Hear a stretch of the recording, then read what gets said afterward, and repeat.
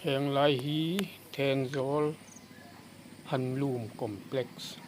mun ania mun vel hi anuam hle mai se hei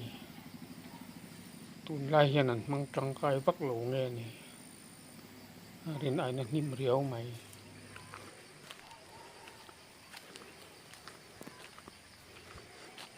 voin chu hei ni a sain khua po alum hle a ma se helai mun tak chu a dai nuam hle ni